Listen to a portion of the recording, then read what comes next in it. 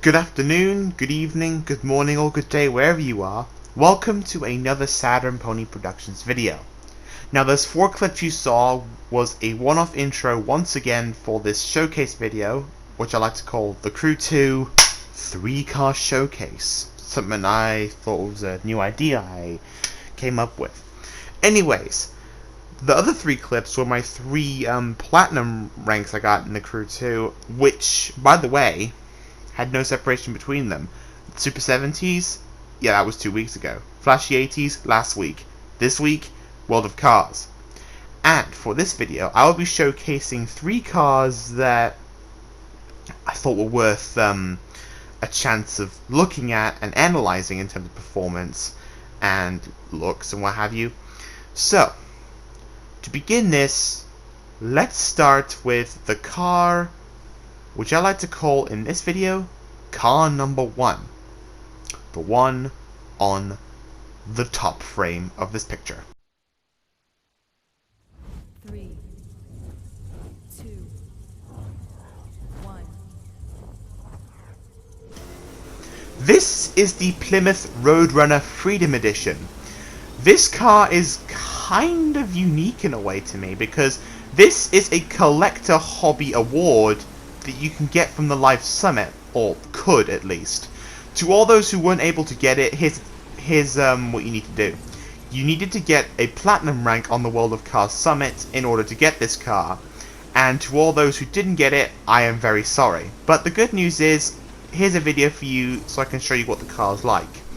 Now, of course, with all 70s muscle cars, it's weighty, and it likes to drift, or slide in a way. And this car's no different. It has good grip, but it tends to slide on corners that it can't really take at high speeds, unlike a certain car we'll get to in a minute.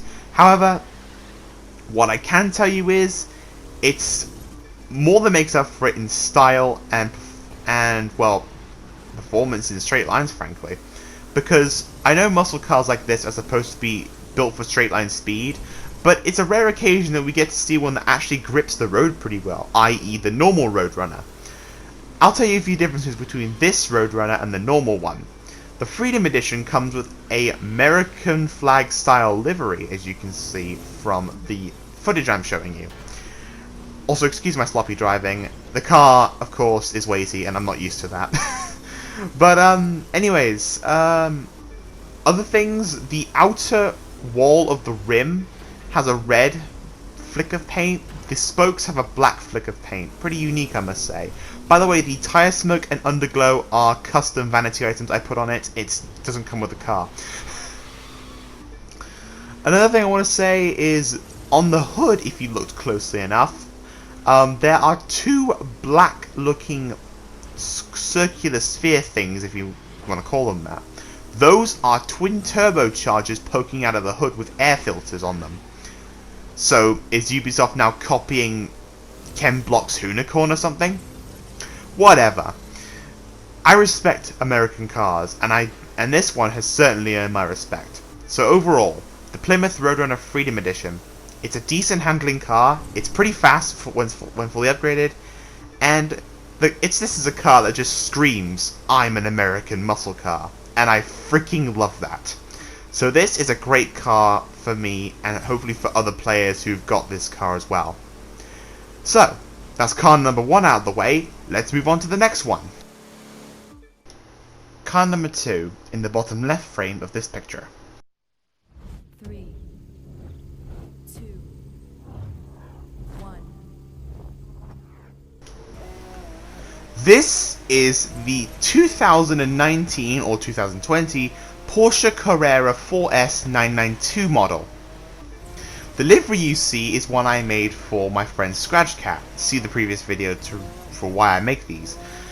Anyways, this car, in terms of performance, is absolutely fan-bleeding-tastic. And this is coming from a guy that's not really a fan of Porsche in racing. Le Mans. Overall though, Porsches on the road are amazing. Personally, I love this new Carrera because, well, the backlights, you can see, look very, very modern, and I actually think with this unique bumper design I put on it, it's pretty good looking overall. the performance in terms of straight line speed is pretty darn good. And the cornering, let's just say, it's absolutely dazzling, at least. The handling is just top notch. And also, thanks to 4-wheel drive acceleration and a DSG gearbox, there's no delay in the gear shifts, unlike the Roadrunner Freedom Edition that I just showed you guys. It's just seamless, and you can keep your NOS pumping without having to let off. Unless you want to spam the button and do some trick this Zoli guy did on his Need for Speed playthrough videos, I understand. But still, this is a car that is guaranteed to give you easy wins on any street race you do, as long as you know how to drive it. The car does tend to slide out, but then again, that's 4-wheel drive for you. But other than that, it's completely perfect for even the most hardcore gamers on the crew too. It's fast, it handles well, and it accelerates pretty quickly. Not to mention it actually has a pretty nice sound, listen.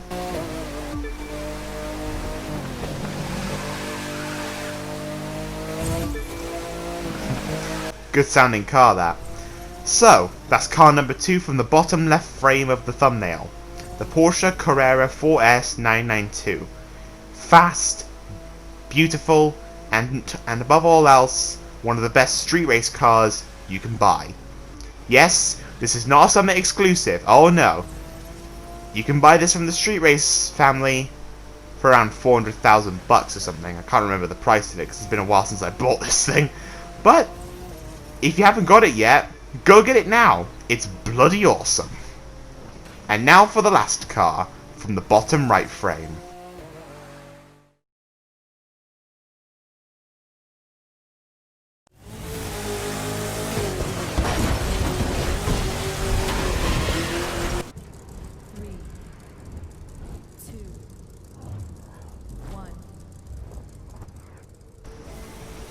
This is a special edition version of the Proto Hup 1 Hot Rod, called the Burning Wheels Edition. When I first saw this car, I thought Hot Wheels car, right off the bat, and it also reminds me of the Carson Embedded Hot Rod from Burnout Paradise. Handling wise, it's kind of weird. It understeers, but also grips the road decently well. And according to the engine sound, it's one of the best sounding V8s I've ever heard, especially with the little supercharger line on top of it. In this race, the Strip North, I'm just testing out the car's performance here. It took me a few tries to get this right because the car doesn't exactly handle as good as the 911, but what can I say? It's a 1930s hot rod with modern touches. And because it's a Ubisoft car that they made themselves under the fictional brand Proto, they don't have to go under any licensing restrictions. Although you cannot change any visual parts on this thing, you can only change the color, and you can only put custom vanities on it. Hence, why the nitrous is yellow if you look at the white side exhaust on the engine block. But yeah. The Proto Hup 1 Burning Wheels Edition is pretty freaking cool. It is fast as well. Not to mention it sounds awesome.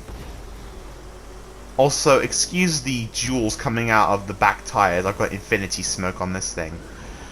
The Proto Hup 1 Burning Wheels Edition is inevitable. I'm sorry. I'm sorry to any Avengers fans out there, but I just had to make that little silly reference.